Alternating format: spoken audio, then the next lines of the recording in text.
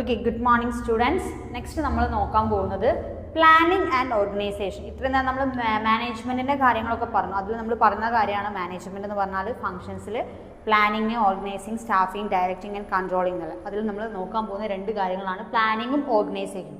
നമ്മളിപ്പോൾ പറഞ്ഞ കാര്യങ്ങളൊക്കെയാണ്. പ്ലാനിംഗ് എന്ന് പറഞ്ഞാൽ എന്താണ്, what is to be done and when it is to be done and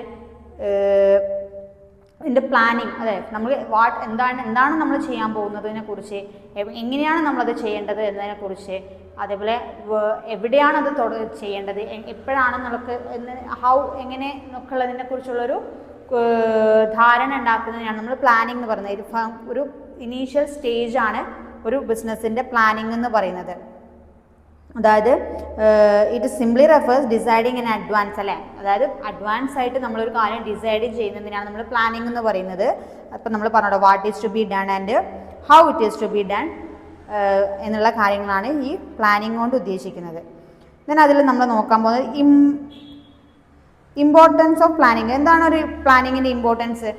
പറയേണ്ട കാര്യമുണ്ട്. ഇമ്പോർട്ടൻസ് അല്ലേ, നമുക്കൊരു കാര്യം തുടങ്ങുമ്പോൾ നമ്മൾ ഇനീഷ്യൽ സ്റ്റേജാണ് പ്ലാനിങ് എന്ന് പറയുന്നത്. അതിൻ്റെ ഇമ്പോർട്ടൻസ് ആണ്.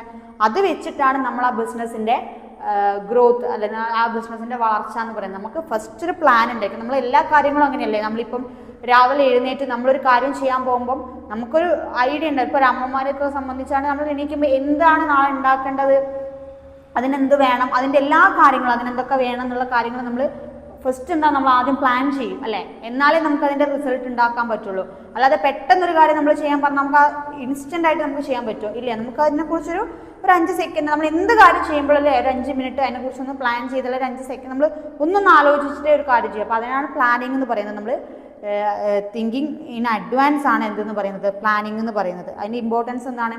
ഇമ്പോർട്ടൻ്റ് ആണ്. നമുക്ക് എന്നാൽ മാത്രമേ അതിൻ്റെ ഓരോ സ്റ്റെപ്പിലും നമുക്ക് ഗ്രോത്ത് ഉണ്ടാക്കി എടുക്കാനായിട്ട് പറ്റൂ. ഒരു സിസ്റ്റമാറ്റിക് മാനറിൽ ആ ബിസിനസ്സിനെ കൊണ്ടുപോകാൻ പറ്റുള്ളൂ. ഒരു കൺട്രോളിങ് ഉണ്ടായിരിക്കുള്ളൂ.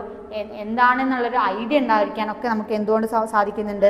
ഒരു പ്ലാനിങ് കൊണ്ട്. അതേപോലെ അൺനെസസറി ആയിട്ടുള്ള അൺവാണ്ടഡ് ആയിട്ടുള്ള തിങ്സിനൊക്കെ ഒഴിവാക്കാനും ആവശ്യമുള്ളത് എന്താണെന്നൊക്കെ നോക്കിയിട്ട് അതിൻ്റെ രീതിക്ക് കോർഡിനേറ്റ് ചെയ്യാനും അൺവാണ്ടഡ് പ്ലാൻസും റിസോഴ്സസും അതേപോലെ ചില സാധനങ്ങൾ നമുക്ക് വേണ്ട എന്ന് വെക്കും. നമ്മൾ പ്ലാൻ ചെയ്യുമ്പോഴേ അത് പറ്റുള്ളൂ. എല്ലാം കൂടി നമ്മൾ ഇംപ്ലിമെൻറ്റ് ചെയ്യില്ല. നമ്മൾ തിങ്ക് ചെയ്ത എല്ലാ കാര്യങ്ങളും നമ്മൾ ഇംപ്ലിമെൻറ്റ് ചെയ്യില്ല.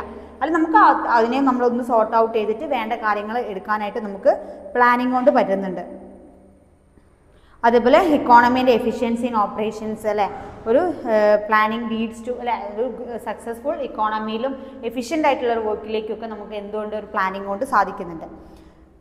അതാണ് അതിൻ്റെ ഇമ്പോർട്ടൻസ് പറയുന്നത്. ദെൻ ലിമിറ്റേഷൻസ് ഓഫ് പ്ലാനിങ് എന്താണെന്ന് നോക്കാം. പ്ലാനിങ്ങിന് നമ്മളിപ്പോൾ പറഞ്ഞ ഇമ്പോർട്ടൻസ് അതുപോലെ തന്നെ അതിന് കുറച്ച് ലിമിറ്റേഷൻസ് ഉണ്ട്. എന്തൊക്കെയാണ്? റിജിഡിറ്റി മീൻസ് എന്താണ്? ഇതൊരു ഇമ്പോർട്ടൻ്റ് ആട്ടോ പ്ലാനിങ്ങിൻ്റെ ലിമിറ്റേഷൻസ്. റിജിഡിറ്റി എന്ന് പറഞ്ഞാൽ എന്താണ്? The existence of plan puts managerial activities in a rigid framework. Changes are not acceptable to the employees, അല്ലേ? അതായത് ഒരു പ്ലാനിങ് ഉണ്ടാവുക എന്ന് പറയുന്നത് എപ്പോഴും എന്തായിരിക്കും? ഒരു മാനേജീരിയൽ ആക്ടിവിറ്റി ആയിരിക്കും, ഒരു മാനേജ്മെൻറ്റിലെ ലെവലിലായിരിക്കും. അപ്പോൾ അതൊരു എംപ്ലോയീസിൻ്റെ ഒരു പ്ലാനോ അതിലോ നമുക്കതിൽ എക്സിക്യൂട്ട് ചെയ്യാനായിട്ട് പറ്റില്ല. അപ്പോൾ ഒരു റിജിഡ് ആയിരിക്കും ഒരു പ്ലാനിങ്. അതൊരു ലിമിറ്റേഷനാണ്.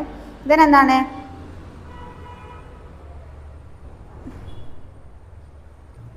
പ്രോബബിലിസ്റ്റിക് ആയിരിക്കും ഒരു പ്ലാനിങ് എന്ന് പറഞ്ഞ ലിമിറ്റേഷൻ എന്ന് പറഞ്ഞാൽ. നെക്സ്റ്റ് ലിമിറ്റേഷൻ പ്രോബബിലിസ്റ്റിക് എന്ന് പറഞ്ഞാൽ എന്താണ്? Plans are based on focus so they do not reflect reality, അല്ലേ? നമ്മൾ പ്ലാൻ ചെയ്യാന്ന് പറയുന്നത് എപ്പോഴും എന്താണ്? തിങ്കിങ് ഇൻ അഡ്വാൻസ് ആണ്. അപ്പോൾ അത് റിയാലിറ്റീനെ ബേസ് ചെയ്തിട്ടായിരിക്കും. അല്ല, നമ്മൾ അഡ്വാൻസ് ആയിട്ട് ചിന്തിക്കുകയാണ്. നാളത്തേക്ക് വേണ്ടിയിട്ടുള്ളൊരു പ്ലാനിങ് ആണ് നമ്മൾ നടത്തുന്നത്. അപ്പോൾ അത് റിയാലിറ്റിയിൽ നിന്നിട്ടുള്ളൊരു പ്ലാനിങ് ആയിരിക്കില്ല. അപ്പോൾ അതൊരു പ്രോബബിലിസ്റ്റിക് ആയിരിക്കും അതെന്ന് പറയുന്നത്. Then expensive and time consuming ആണ് പ്ലാനിങ്, അല്ലേ? പ്ലാൻ ചെയ്യുമ്പോൾ നമുക്ക് ടൈം കൺസ്യൂമിങ് എന്ന് പറയുന്നത് ആണ് കൈൻഡ് ഓഫ് ടൈം കൺസ്യൂമിങ്. നമ്മളിപ്പം പ്ലാൻ ചെയ്യുന്നത് കുറച്ചുകൂടി ഫ്യൂച്ചറിലേക്ക് വേണ്ടിയിട്ടുള്ള കാര്യങ്ങളാണ്. അപ്പോൾ അതിലേക്ക് വേണ്ടി നമ്മൾ പ്ലാൻ ചെയ്ത് വെക്കുമ്പോൾ കുറേ ടൈം നമ്മളെ പ്ലാനിങ് ഇങ്ങനെ ചിലപ്പോൾ ഓരോ ദിവസം ഡേ ടു ഡേ മാറിക്കൊണ്ടിരിക്കും. അപ്പോൾ അതിനനുസരിച്ച് അതിൻ്റെ എക്സ്പെൻസീവ് ആണ്. അതുപോലെ ടൈം കൺസ്യൂമിങ് ആണ്. ഡിലേ ഇൻ ആക്ഷൻസ്, നമ്മൾ പറഞ്ഞു പെട്ടെന്നൊരു തീരുമാനം എടുക്കാനുള്ള ഡിലേ അതിൽ ഉണ്ടായിരിക്കും. ദെൻ എന്താണ്? ഫോൾസ് സെൻസ് ഓഫ് സെക്യൂരിറ്റീസ് ഉണ്ടായിരിക്കും. അപ്പോൾ ഇത്രയും കാര്യങ്ങളാണ് എന്ത് പറയുന്നത്? ലിമിറ്റേഷൻസ് എന്ന് പറയുന്നത്. അതൊരു ഇമ്പോർട്ടൻറ്റ് ക്വസ്റ്റ്യൻ ആണ് കേട്ടോ. ലിമിറ്റേഷൻസ് ഓഫ് പ്ലാനിങ് ഞാൻ ഇതിൽ എഴുതിയിട്ടില്ല. ലിമിറ്റേഷൻസ് ഓഫ് പ്ലാനിങ് എന്ന് പറയുന്നത്. പിന്നെ എന്താണ് നമ്മൾ നോക്കാൻ പോകുന്നത്? Types of planning. പ്ലാനിങ്ങിന് ഡിഫറെൻറ്റ് ടൈപ്സ് ഉണ്ട് എന്നാണ് പറയുന്നത്. എന്തൊക്കെയാണ് ടൈപ്സ് ഓഫ് പ്ലാൻസ്?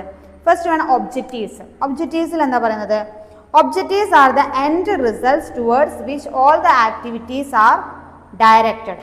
അതായത് എല്ലാ ഒബ്ജക്റ്റീവ്സ് എന്ന് പറയുന്നത് ഒരു എല്ലാ ആക്ടിവിറ്റീസിനെയും ഡയറക്റ്റ് ചെയ്ത് കഴിഞ്ഞിട്ടുള്ള അതിൻ്റെ എൻഡ് റിസൾട്ടാണ് എന്തെന്ന് പറയുന്നത് ഒബ്ജക്റ്റീവ്സ് കൊണ്ട് പറയുന്നത്. ഇപ്പോൾ ടൈപ്സ് ഓഫ് പ്ലാൻസിൽ വരുന്ന ഒരു ഫസ്റ്റ് ടൈപ്സ് ആണ് ഒബ്ജക്റ്റീവ് ടൈപ്സ് ആണ് എന്ന് പറയുന്നത്. ദെൻ സ്ട്രാറ്റജി, സെക്കൻഡ് വൺ ആണ് സ്ട്രാറ്റജി. സ്ട്രാറ്റജി എന്ന് പറഞ്ഞാൽ എന്താ? To exist in the changing business environment and to face the competitions in the market plans and that are formulated are calls strategies. അതായത് ഒരു business environment, ഇപ്പം നിലവിലുള്ള ഒരു business എൻവയോൺമെൻറ്റിനെ കുറിച്ചിട്ട് അതിൽ വരുന്ന നമ്മളെ അതിൻ്റെ കോമ്പറ്റീഷൻസിനെ കുറിച്ചും മാർക്കറ്റ് പ്ലാൻസിനെ കുറിച്ചും ഒക്കെ എന്താണ് ഒരു ഫോർമുലേഷൻ, ഒരു പ്ലാൻ ഉണ്ടാക്കുക. ഒരു സ്ട്രാറ്റജി എന്ന് പറഞ്ഞാൽ അതാണ്. അതായത് ഇപ്പോൾ നിലവിലൊരു ബിസിനസ് ഉണ്ടായിരിക്കും, അതിൽ നമ്മളെ മാർക്കറ്റ് പ്ലാൻസിനെ കുറിച്ചും അവരെ കോമ്പറ്റീഷനെ കുറിച്ചും ഒക്കെ പഠിക്കുക. ഓക്കെ, അതിനെക്കുറിച്ചൊരു പ്ലാൻ ഉണ്ടാക്കുന്നതിനെയാണ് നമ്മൾ സ്ട്രാറ്റജി എന്ന് ഉദ്ദേശിക്കുന്നത്. ദെൻ തേർഡ് വൺ എന്താണ്? പോളിസി. പോളിസി എന്ന് പറഞ്ഞാൽ policy is A general statement that guides decision making. അല്ലേ, ഒരു ഡിസിഷൻ മേക്കിങ്ങിലേക്ക് വേണ്ടിയിട്ടുള്ളൊരു ജനറൽ ഗൈഡ് ലൈൻസിനെയാണ് പോളിസി എന്ന് പറയുന്ന പ്ലാൻ കൊണ്ട് ഉദ്ദേശിക്കുന്നത്. അതായത് എന്താ പറയുക, നമുക്കൊരു തീരുമാനം എടുക്കണം. അപ്പോൾ അതിന് വേണ്ടിയിട്ട് ജനറലൈസ് ചെയ്തിട്ട് നമുക്ക് മൊത്തത്തിൽ എക്കോണമിനെയും സോഷ്യലിനെയും അതേപോലെ കൾച്ചറൽ വാല്യൂസിനെയും എല്ലാത്തിനെയും ഡിപ്പെൻഡ് ചെയ്തിട്ട് ഒരു പ്ലാനിങ് ഉണ്ടാക്കിയൊരു ഡിസിഷൻ എടുക്കുന്നതിനാണ് നമ്മൾ എന്താ പറയുക പോളിസി എന്ന് പറയുന്നത്. ദെൻ ഫോർത്ത് വൺ എന്താണ്? പ്രൊസീജിയർ. പ്രൊസീജിയർ എന്ന് പറഞ്ഞാൽ procedures are plans which determine the sequence of any work performance. അതായത് ഓരോ പ്രൊസീജിയർ സ്റ്റേജിൽ, അതായത് ഓരോരോ സ്റ്റേജസ്, ഓരോരോ പ്രൊസീജിയേഴ്സ് ഉണ്ടാവും അല്ലേ, നമുക്ക് ഓരോ സ്റ്റേജ് വൈസ് ആയിട്ടായിരിക്കും നമ്മൾ ബിസിനസ് കൊണ്ടുപോകുന്നത്. അപ്പം ഓരോ പ്രൊസീജിയർ സ്റ്റേജസിലും വരുന്ന ഡിസിഷൻസ് എടുക്കാൻ വരുന്ന പ്ലാനിങ്ങിനാണ് പ്രൊസീജിയേഴ്സ് പ്ലാൻസ് പറയുന്നത്. ദെൻ എന്താണ്? മെത്തേഡ്സ്. മെത്തേഡ് എന്ന് പറഞ്ഞാൽ method is that plan which determines how different activities of the procedures are completed. അതായത് നമ്മൾ പറഞ്ഞു പ്രൊസീജിയേഴ്സ് പ്ലാനിൽ, അപ്പോൾ അതിന് വേണ്ട ഓരോ മെത്തേഡ്സ് എടുക്കുക അല്ലെ, ഓരോ പ്രൊസീജിയേഴ്സും ഓരോ കാര്യങ്ങളും ചെയ്യാനുള്ള മെത്തേഡ്സ് എടുക്കുക, അതിനെ പ്ലാൻ ചെയ്യുന്നതാണ് മെത്തേഡ്സ് പ്ലാൻ എന്ന് പറയുന്നത്. Then rule. റൂൾ എന്ന് പറഞ്ഞാൽ എന്താണ്? ബിസിനസ്സിൻ്റെ റൂൾസിനെ കുറിച്ച്, അതിൽ എന്തൊക്കെ വർക്കേഴ്സ്, അതിൻ്റെ കോർഡിനേഷനെ കുറിച്ച് ഒരു റൂളിൽ ഒരു സിസ്റ്റമാറ്റിക് മാനറിലാക്കിയിട്ട് അതിനെ പ്ലാൻ ചെയ്യുന്ന റൂൾസ്. ദെൻ ബഡ്ജറ്റ്, അതായത് നമ്മളെ ക്യാപിറ്റൽ ഇൻവെസ്റ്റ്മെൻറ്റിനെ കുറിച്ചും എത്ര ഫണ്ട് വേണമെന്നെ കുറിച്ചും ഓരോ മെഷീനറി പർച്ചേസ് ചെയ്യാനും ഓവറോൾ എത്ര ഫണ്ട് ആയെന്നും അവരെ സാലറീസും അങ്ങനെ എല്ലാ ഇൻവെസ്റ്റ്മെൻറ്റ് അത് ഫിനാൻഷ്യൽ മേഖലകളെ കുറിച്ചുള്ള ഒരു പ്ലാനിങ്ങിനാണ് ബഡ്ജറ്റ് പ്ലാനിങ് എന്ന് പറയുന്നത്. Then programmes. പ്രോഗ്രാംസ് പ്ലാനിങ്ങിൽ പറയുന്നത് ഓരോ പ്രോഗ്രാംസ്, അതായത് എങ്ങനെ എക്സിക്യൂട്ട് ചെയ്യണം എന്നുള്ളതും നമ്മളെ സ്പെസിഫിക് ജോബിലേക്ക് നമ്മളെ ഗോൾസ് എങ്ങനെ അക്കംപ്ലിഷ് ചെയ്യണം എന്നുള്ളതിനെ കുറിച്ചൊക്കെ ഓരോ പ്രോഗ്രാമിംഗ് സ്റ്റേജിലും അതെങ്ങനെ കൊണ്ടുപോകണം എന്നുള്ളതിനെ കുറിച്ച് ഉള്ള പ്ലാനിങ് ആണ് പ്രോഗ്രാം. അതായത് നമ്മൾ നേരത്തെ പറഞ്ഞ പോലെ ഓരോ സ്റ്റേജും ഓരോ സ്റ്റെപ്പ് വെക്കുമ്പോൾ നമുക്ക് പ്ലാനിങ് ഉണ്ടായിരിക്കും. അപ്പോൾ അതിൽ ഇത്രയും ഒരു 8 ഡിപ്പാർട്ട്മെൻറ്റിൽ വരുന്ന പ്ലാനിങ് ആണ് ടൈപ്സ് ഓഫ് പ്ലാനിങ് കൊണ്ട് ഉദ്ദേശിക്കുന്നത്. അതായത് നമ്മൾ ഫസ്റ്റ് വൺ എന്ന് പറയുന്നത് എന്താണെന്നോ, നമുക്ക് വരുന്ന ഒബ്ജക്റ്റീവ്സിൽ വരുന്നത്, സ്ട്രാറ്റജീസിൽ വരുന്നത്, ദെൻ പോളിസീസിൽ വരുന്നത്, പ്രൊസീജിയേഴ്സിൽ വരുന്നത്, ദെൻ മെത്തേഡ്സ് സ്റ്റേജിൽ വരുന്നത്, റൂൾസിൽ, അതിൻ്റെ റൂൾസിൽ എല്ലാത്തിലും നമുക്കൊരു പ്ലാനിങ് ഒരു ധാരണ ഉണ്ടായിരിക്കുക എന്നുള്ളതാണ് ബഡ്ജറ്റിൽ വരുന്നത്. ലാസ്റ്റ് വൺ എന്താണ്? പ്രോഗ്രാംസ്, അതെങ്ങനെ എക്സിക്യൂട്ട് ചെയ്യണം എന്നുള്ള പ്രോഗ്രാംസിൽ വരുന്ന കാര്യങ്ങളാണ് എന്തെന്ന് പറയുന്നത് ഇതിൽ ടൈപ്സ് ഓഫ് പ്ലാനിങ്ങിൽ കൊണ്ട് നമ്മൾ ഉദ്ദേശിക്കുന്നത്. ദെൻ നമ്മൾ നോക്കാൻ പോകുന്നത് ഇപ്പോൾ പ്ലാനിങ് കഴിഞ്ഞു. Then organising. ഓർഗനൈസിങ് എന്ന് പറഞ്ഞ കാര്യമാണ്. ഓർഗനൈസിങ് എന്ന് പറഞ്ഞാൽ എന്താണ്? Organising is the next step of, അല്ലേ, നമ്മൾ പറഞ്ഞു പ്ലാനിങ് കഴിഞ്ഞ നെക്സ്റ്റ് സ്റ്റെപ്പാണ് ഓർഗനൈസിങ് എന്ന് പറയുന്നത്. Organising is the next important functions of management after planning. Then organising എന്ന് പറഞ്ഞാൽ എന്താണ്?